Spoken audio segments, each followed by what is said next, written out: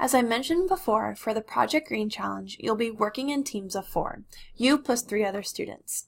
Now, that can kind of be daunting in a class. Fortunately, most of the points in this project, about 150 of these points, are solo points. That's from you completing challenges, that's from you completing the reflection. Only 40 points of the video are actually collaborative. But I still want to be working well to put you guys in groups that complement each other. So one of the very first assignments for this project is completing the Pgc Preferences. Maybe you know someone in this course. Maybe you saw someone in the discussion board and you thought, wow, we have a lot in common. Maybe you know someone in this course that you don't want to work with. So this survey gives you an opportunity to let me know people you may or may not want to work with. Maybe you don't know or don't really care. I also ask you questions that are just about your personal preferences. Are you someone who texts a lot? Do you prefer email? Do you never get on your computer? Do you live near campus? Do you live far away from campus?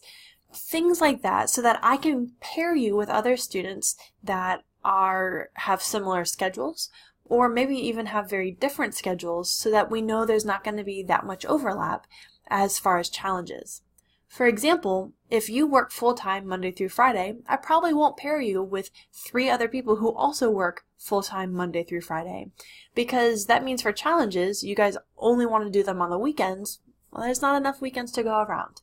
So this will be the first thing you complete, and within a couple of days, I will send an email to the class as well as post here who the different groups are, as well as your MC email address, so that you guys can contact each other. Now, once you guys do that initial contact, you do not need to keep using MC email. You only need to use MC email when communicating with me, but if you guys have another way of communicating, that is totally fine with me. Maybe you want to share personal emails. Maybe you want to share phone numbers. Maybe you want to get a group chat started.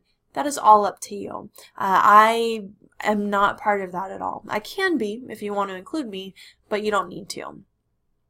So I'm going to go back to this overview. Again, you have a copy of this, and kind of touch up on some things that I didn't talk about in the first video. So I'm going to scroll down, and how exactly do you guys work in teams? So after completing the preferences, and after I release who's in whose group and your MC emails, email each other and figure out the best way for you guys to communicate. If you want to stay in the same email, in MC email, that's totally fine. If you want to communicate a different way, that's totally fine as well. I actually give you some tips down here about the best way to stay in touch. I do recommend, if you guys use WhatsApp or GroupMe or Google Hangouts, one of those type of apps, you are more than welcome to just look up my name and add me to it. The reason you may want to do that is if you're having someone who's slacking in the group and you kind of want to make me aware, but not like super aware, like you don't want to email me and let me know. If you add me to the group, I can kind of keep track and be like, oh yeah, Cynthia is really participating, whereas, John isn't. And I can keep that in mind when it comes to my grading. You don't have to though. I'm just letting you know you're more than welcome to do that. So when you get assigned to a team, I'm actually going to put you in Blackboard physically into teams. So here's an example of a student in the course, and once you are put in those teams, you're going to see at the bottom left my groups, and you're only going to have one group. It's going to be your PGC group, and it'll be numbered something. So you could be in group 1, you could be in group 5. This tool is there if you want it. You do not need to use it, but you might find it helpful. For example, if I click on PGC groups, the first thing I'm going to do, I'm just going to go to the group homepage. I'll show you the other links in a moment. This will show you all the members. Right now it's just my user, but once I add everyone, you'll see everyone else in it. And then I gave you guys access to a couple of tools that you might want to use. For example, file exchange. You can click add a file. This is the perfect place for you guys to upload the videos you are taking throughout the project. As I mentioned in the overview, I highly recommend that for every challenge you guys are doing, especially one where you are physically doing something, take a video, do a reflection, blog about it, or vlog, whatever it's called these days. Do that and then upload it here. When you guys go to make your video at the end of the project, it's going to be so easy if you already have a whole bunch of files listed. I'm going to go back to the group homepage. Another thing that's here is a group blog. I've put in some random ones in this one. But if you guys just want to make blog notes for, okay, what have you done? Do you guys have thoughts going through? You can do this through text message and email, but just letting you know that this exists as well as a tool if you want to use it. The one tool that you might actually use quite a bit other than file exchange is the Group Wiki.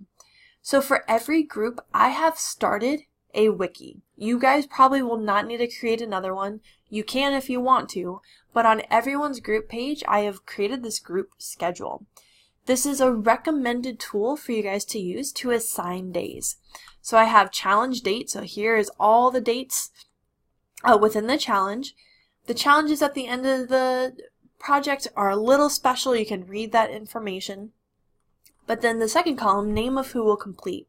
I highly recommend that once you guys communicate with each other after I've assigned groups, that you guys come into this wiki and start kind of loosely assigning days for everyone. So maybe I want to give myself all the Mondays, or like Mondays and every other Wednesday, or we just alternate, like I'm first, second, third, fourth, and then first, second, third, fourth, first, second, third, fourth. I don't care how you do it. But this is a great tool, one, for you guys to keep in track, and two, for me to keep track. I can kind of see, oh, I should be expecting something from Tim today because he's doing this challenge. I'm not going to hold you to it. If you don't do that challenge when you said you were going to, you're not going to miss points. As long as you're getting your 5 green, 4 greener, and 2 greenest, that is all I care about. This will help you keep track though. In order to do something with this, just click Edit Wiki Content, and then just, enter in your name here. You can move names around, etc. So this is just a tool for you and your group. I recommend using it, but you don't have to use it. Now, something to keep in mind, and I have that written in here under how exactly do I work in teams. On the Project Green Challenge website, some days are holidays. They give you a day off. So to show you from last term, here we have a holiday. I think this is day 11. Yeah, day 11 holiday. There's nothing going on. There's no challenges to submit or anything. The thing is I don't know what days those will be this year. It could be day 11 again. It could be day 15. It could be day 8. I don't know. So just keep that in mind when you're making your schedule. For example, what you may want to do is, let's do, I'm going to do super generic names. John, Jim, Bill, Kate. They've selected, day 1, day 2, day 3, day 4. I would recommend keeping like at least 2 days blank before assigning again. So John, Jim, Bill, Kate. Because for all I know, day 3 might be a holiday, so Bill doesn't get to do his. Like, oh, this was a holiday. Bill can't do it, so Bill's now going to do the Friday challenge. So I don't recommend filling in a name for all of these, just because there's going to be holidays and things that happen. Or let's say it wasn't a holiday, but Bill screwed up and either forgot, or he wasn't able to do it, or what have you. So didn't do. What Bill should do, if he knows he's not going to do the challenge that day, even though he said he would, he should message his group members. Be like, hey, John, Jim, and Kate, I didn't do this challenge. If one of you guys want to do it, then you guys should. 1, it gets you more points in the challenge through the website, so that enters you higher into the contest.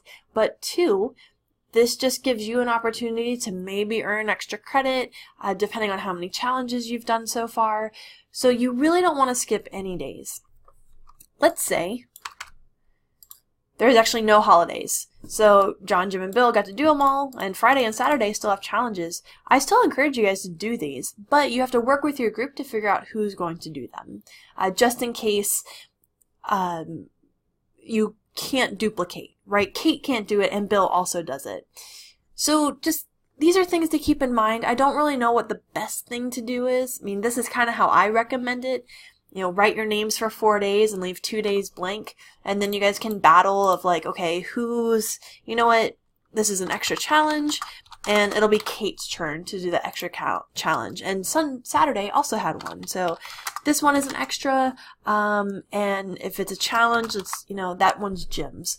So try to be fair. Kate shouldn't get all the extra days unless no one else wants to do them, because I don't want one person to take all the extra credit and no one else gets an opportunity. However, if Kate is trying to message everyone and no one's responding, if she gets all the extra credit, then good for her. That's just due to you guys not talking and communicating with one another. So this is also where I recommend you including me on emails or text message groups or whatever, just because if someone's like, well, I never get to do any extra credit because Kate's taking it all. Well, if Kate has added me to the group message and I see that she keeps asking everyone but no one's responding, then I'm going to side with Kate. I'm just be like, well, you should have been responding. Like, it looks like she's doing everything she can to communicate with you guys. So again, you don't have to add me on those messages, but I kind of recommend it. So not only can you access these tools by clicking group homepage and clicking them individually, also when you click on your name, it pulls those individual tools up. So I can click on Group Wiki and it goes straight to that wiki page. And again, what one person edits, everyone can see. So it's a tool you can use, you don't have to use. Again, highly recommend use this file exchange, do those videos during the project and upload them here. So crucial. 10 out of the 40 points on your video is everyone involved. So if Jim doesn't do anything, then Jim is lowering the grade of everyone else. Or really just for him. Like if Kate submitted a bunch of videos and Kate's everywhere, that's great. Kate's going to get a lot of points. But if Jim didn't submit anything, well, that's Jim's fault for not submitting anything. Also, by submitting these files through Blackboard versus like email or something, I can physically see, like it wasn't Kate just put herself in the whole video and there was no one else's. If I go here and I say, oh, well, Jim and Bill and Tim like all submitted things, then I would take points from Kate because you guys did submit things. She just made the video and took you guys out of it.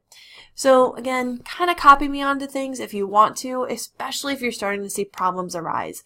It could really help you guys out. I really can't help you out if I don't have any evidence that anything bad is happening. So with that, I think that pretty much outlines how teams will work and kind of what you guys can expect. If you have any questions though, please feel free to ask, and especially if you do want to start including me on email chains and whatnot, if you need more contact information for me, for example, if you're texting each other and you want my number or something, just email me, ask me, and let me know, and I'm happy to work with you guys. So good luck. I hope this is a better group project than you've had in other courses, and if not, trust me, there will be tons of opportunity for you guys to provide feedback on that. All right, good luck, you guys.